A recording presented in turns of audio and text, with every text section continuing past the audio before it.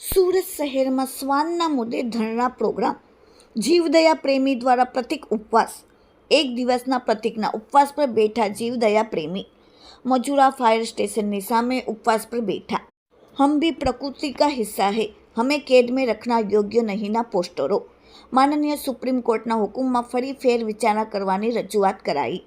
જીવદયા પ્રેમી ધર્મેશ ગામી દ્વારા શ્વાન માટે પહેલ કરવી. દિલ્હી એનસીઆરના તમામ રખડતા કૂતરાઓને પકડવાનો એસસીનો આદેશ. કૂતરાઓની નસબંધી કરીને તેમને કાયમી ધોરણે આશ્રયગૃહમાં રાખવાનો નિર્દેશ અપાયો હતો. બોલિવૂડ સેલેબ્સે સુપ્રીમ કોર્ટના નિર્ણય સામે વાંધો ઉઠાવ્યો છે.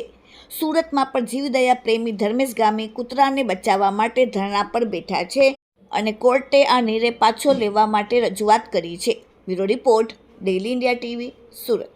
માનનીય સુપ્રીમ કોર્ટનો જે રીતનો આદેશ છે કે એનસીઆર અને દિલ્હીની અંદર તમામ કૂતરાઓને પકડી લેવામાં આવે, એમને શેલ્ટર હોમમાં રાખવામાં આવે અને એની વ્યવસ્થા કરવામાં આવે પિંજરામાં, પરંતુ એ ક્યાંક ને ક્યાંક કઠોર ઓર્ડર છે.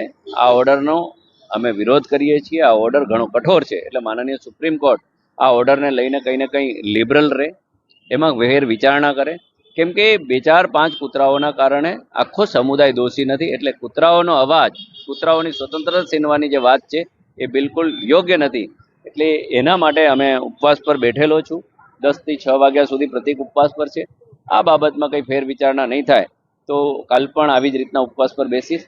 કેમ કે કરોડો જીવદયા પ્રેમીઓ આ બાબતમાં વિરોધ દર્શાવી રહ્યા છે. મારું પણ ગાંધી ચિંધ્યા માર્ગે કાનૂનન અમને જે પેલું મળ્યું છે એના ભાગરૂપે હું પણ આ કૂતરાનો અવાજ સુપ્રીમ કોર્ટ સુધી પહોંચાડવા માંગુ છું ને ઉપવાસ પર બેઠો છું.